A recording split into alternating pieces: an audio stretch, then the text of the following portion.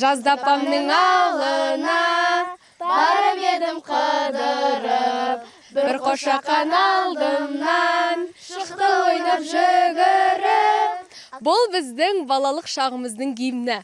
Қазіргі балалар қошақан қуалай ма, әлде вайп қуалай ма? Бүгін ресмилік жоқ, тек қана таза эмоция. Ақсу лагерінің атмосферасын бізбен бірге тамашалаңыздар.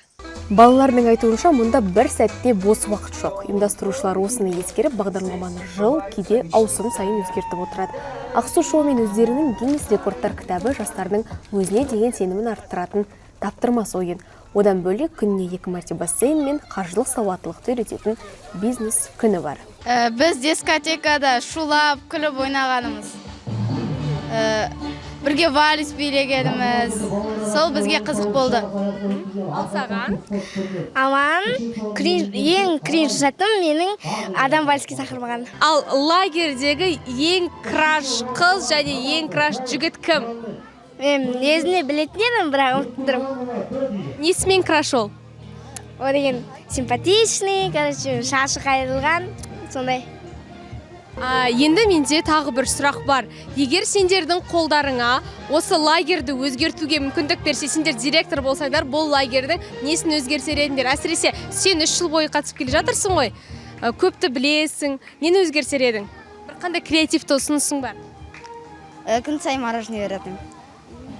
Ал сен? Кроваттарды өзгертіп, оформленияны дұрыстайтын. Несімен ұнамайды саған? Мұна жазулар ескіріп кеткен, кроваттарын дұрыстап қою керек. Бәріне де қызық деп ойлаймын, мен де тамақ жегенді жақсы көремін. Ал осы лагердегі ең дәмді тамақ сендер үшін қандай? Ботқа. Ботқа. Таңертең жейтін ботқа? Иә. Дәмді ма? Иә. Үйде соны жасаса жемейсің, лагер жататын екен. Лагердегі шаруа бір бөлек, мұндағы ең басты құндылық адамдар арасындағы жылы байланыс. Тәлімгер Нұргүлдің 6 жылдық еңбек жолында шәкірттермен арасы үзілген емес. Тіпті лагер бітсе де, олар ұстаздарын ұмытпай бүгінге дейін қолдау көрсетіп келеді. Әлі күнге дейін ол балалармен араласамыз. Одан кейін бізде документациямен жақсы жұмыс жасайтын баламыз бар. 2021 жылы келген бізге. Содан кейін 2 рет келді, одан кейін уже оқу бітіріп кетті, ол мектеп бітіріп кетті. Әлі күнге дейін ол бала күнделікті жазып тұрады. Лагер қалай болып жатыр, балалар қалай деген сияқты. Ешқашан бізден несін үзбеген, связын үзбеген. Қазіргі жасөспірімдермен тіл табысу үлкен сын. Олардың смартфонға тәуелді екені жастардың емес. Дегенмен Ақсу лагері виртуалды әлемнен гөрі жанды қарым-қатынастың құнды екенін дәлелдеп келеді. Себебі жазғы демалыста жиналған естеліктер экранда емес, жүректе сақталады.